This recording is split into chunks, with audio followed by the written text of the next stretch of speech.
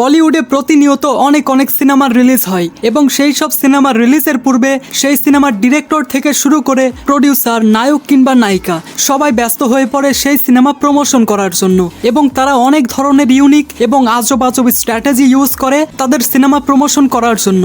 এবং এদের মধ্যে এমন কিছু প্রমোশনাল থিংস দেখা যায় যেগুলো সত্যি অনেক উইয়ার্ড বা অনেক আজব। অর্থাৎ তারা সিনেমা প্রমোশন করার জন্য এমন কিছু করে যেগুলো বলতে গেলে তো অনেক ইন্টারেস্টিং লাগে, কিন্তু যখন এটাকে বাস্তবে এক্সিকিউট করা হয় তখন তাদের সত্যি অনেক আজব মনে হয়। তো আজকে আমি আপনাদেরকে জানাবো বলিউডের সর্বকালের সেরা কয়েকটা আজব সিনেমা প্রমোশন, সত্যিকার অর্থে যেই সব প্রমোশনের কোনো মানেই হয় না। तो अपनी अपनी कुर्सी के पेटियां बांध लो क्योंकि मौसम बिगड़ने वाला है। So without wasting any time video शुरू करा जाक and this is going to be an interesting video. ताई वीडियो शुरू करार आगे चैनलটা সাবস্ক্রাইব করুন।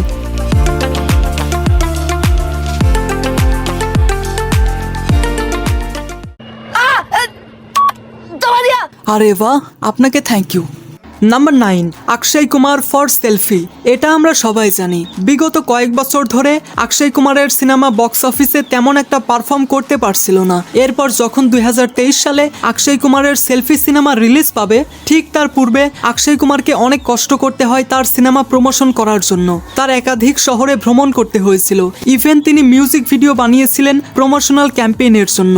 কিন্তু এর মধ্যে তিনি একটা আজব বিশ্ব রেকর্ড করে ফেলেন। সেটা হচ্ছে, যেহেতু আমরা জানি তার সিনেমার নাম ছিল সেলফি, সেই কারণে তিনি 3 মিনিটের মধ্যে পৃথিবীর সব থেকে বেশি সেলফি তোলার রেকর্ড করেন। এটা সত্যি অনেক বাজে স্ট্র্যাটেজি অডিয়েন্সের তার সিনেমার সঙ্গে ইন্ট্রোডিউস করানোর। আপনি যদি অক্ষয় কুমারের দিকে ভালোভাবে তাকান তাহলে বুঝতে পারবেন অক্ষয় কুমার এই আইডিয়ায় নিজেও খুশি না।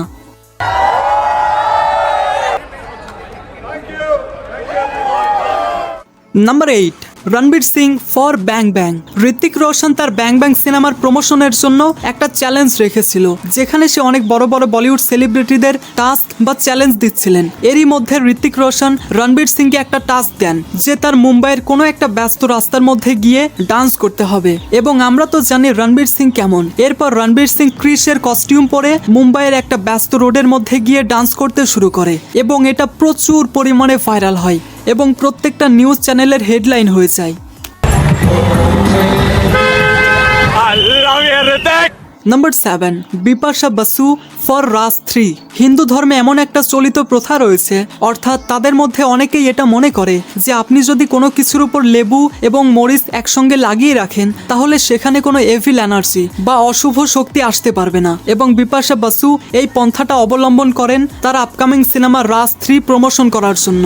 তিনি একটা ট্রাফিক সিগন্যালে গিয়ে অনেকগুলো অটোতে একসঙ্গে লেবু এবং মরিচ লাগিয়েছিল এবং লোকেদের তার সিনেমা সম্পর্কে বলেছিল, কিন্তু দুঃখজনকভাবে তার সিনেমা বক্স অফিসে फ्लॉप हो जाए। बेचारी बहुत पुराना टोटका है जो सभी विश्वास रखते हैं, एक नींबू और 7 chilli. Number 6, Ajay Devgan for Bholaa. 2023 সালে রিলিজ হওয়া অজয় দেবগানের ভোলা সিনেমা বক্স অফিসে ভালোই পারফর্ম করে, কিন্তু এটা রিলিজের পূর্বে অজয় দেবগান সিনেমা প্রমোশন করার জন্য কি করেছিল জানেন? তিনি ইন্ডিয়ার মধ্যে ভোলা যাত্রা বের করেছিলেন। বাই দ্য ওয়ে, আমরা হিন্দুদের মাঝে মধ্যে অনেক ধরনের যাত্রা বের করতে দেখতে পাই, কিন্তু সত্যি বলতে আমি এইসব যাত্রা সম্পর্কে তেমন একটা বুঝি না।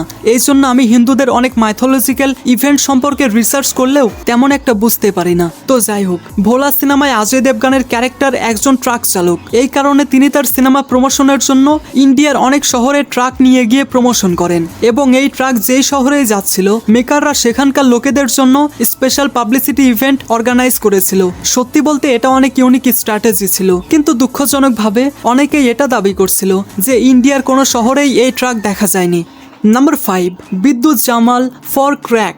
বিদ্যুৎ জামাল তার সিনেমা ক্র্যাকের প্রমোশন করার জন্য তিনি একটা চলন্ত ট্রেনের উপর উঠে স্টান করেছিলেন, যেখানে আমরা দেখতে পাই তিনি ট্রেনের উপর দৌড়াচ্ছিলেন এবং শুধুমাত্র এটাই না, এরপর তিনি চলন্ত ট্রেন থেকে লাফ দিয়ে নেমে পড়েন।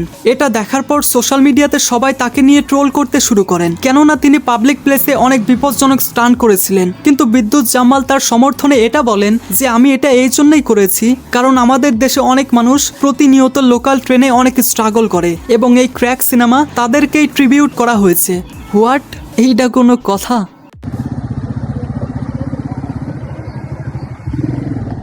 Number 4, Aamir Khan for Ghazni.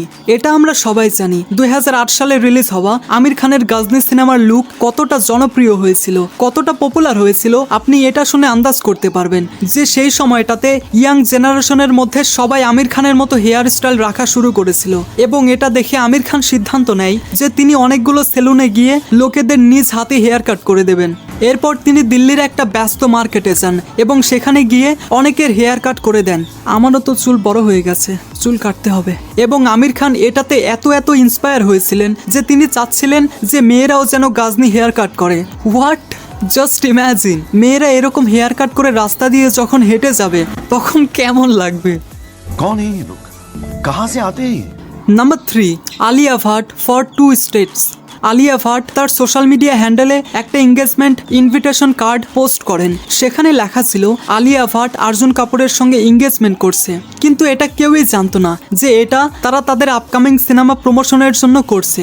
এই কারণে সবাই তাকে কংগ্রাচুলেশন জানাচ্ছিল, কিন্তু পরবর্তীতে যখন অডিয়েন্স সেই ইনভিটেশন কার্ড ভালোভাবে দেখে তখন তারা বুঝতে পারে যে এটা তাদের আপকামিং 2 স্টেটস সিনেমা ট্রেইলার লঞ্চের ইনভিটেশন। Audience be like.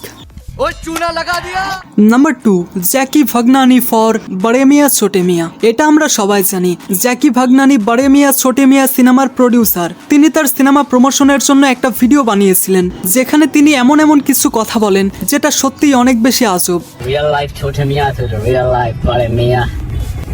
छोटे मियाँ चिंता मत कर, 1100 करोड़ कन्फर्म है वर्ल्ड वाइड, 100%। তিনি সেখানে জানান তিনি 100% শিওর যে তার সিনেমা বক্স অফিসে 1100 কোটি টাকা কালেকশন করবে। 1100 কোটি টাকা, হ্যাঁ যাই হোক, এটা সত্যিই অনেক ওভার কনফিডেন্ট স্টেটমেন্ট ছিল, কেননা এই সিনেমার হাইপ ততটাও ছিল না। আর এটা 1100 কোটি টাকা কালেকশন করবে এটা দাবি করা সত্যিই অনেক বাজে স্ট্র্যাটেজি। আর এরকম স্টেটমেন্ট দেখেই হয়তো পাবলিক সেই সিনেমা দেখতেই যায়নি। ওয়েল, নাম্বার 1-এ রয়েছে রণবীর সিং ফর গালি বয়। 2019 সালে রিলিজ হওয়া রণবীর সিং এর গালি বয় সিনেমার প্রমোশনের জন্য প্রডিউসাররা একটা মিউজিক কনসার্ট অর্গানাইজ করেছিল। এটা দেখার জন্য অনেক মানুষ এসেছিল এবং সব সময়ের মতো রণবীর সিং এর এনার্জি ছিল অন্য লেভেলের। রণবীর এতটাই এনার্জেটিক ছিল যে তিনি সেখানে অনেক আপত্তিকর কথাও বলে ফেলেন এবং শো শেষ হওয়ার কিছুক্ষণ আগে রণবীর সিং অনেক বেশি জোশে চলে আসে এবং সে হুট করেই লোকেদের মধ্যে লাফ দিয়ে দেয়। अपना टाइम आएगा, तू नंगा ही तो आया है, क्या घंटा लेकर जाएगा। যেই কারণে অনেক মানুষ আঘাত পায়। সত্যি বলতে এটা কোনো দায়িত্বশীল মানুষের কাজ হতেই পারে না। রণবীর সিং এর মতো এত বড় একজন তারকার এরকম কাজ করা সত্যিই ঠিক হয়নি। ভিডিও ভালো লাগলে তাড়াতাড়ি চ্যানেলটা সাবস্ক্রাইব করো। এই বছর শেষ হতে হতে আমাদের 10K সাবস্ক্রাইবার বানাতেই হবে, বুঝছো? ওয়েল, এগুলো ছিল বলিউড সেলিব্রিটিদের তাদের সিনেমা প্রমোশনের জন্য কয়েকটা আজব প্রমোশনাল থিংস, যেগুলো শুনতে তো অনেক ইন্টারেস্টিং লাগে, কিন্তু যখন এগুলোকে বাস্তবে এক্সিকিউট করা হয় তখন খুবই উইয়ার্ড লাগে। তো আপনার কাছে কোন প্রমোশন সব থেকে বাজে লেগেছে? আপনার মতামত অবশ্যই কমেন্টে জানিয়ে যাবেন। Thanks for watching.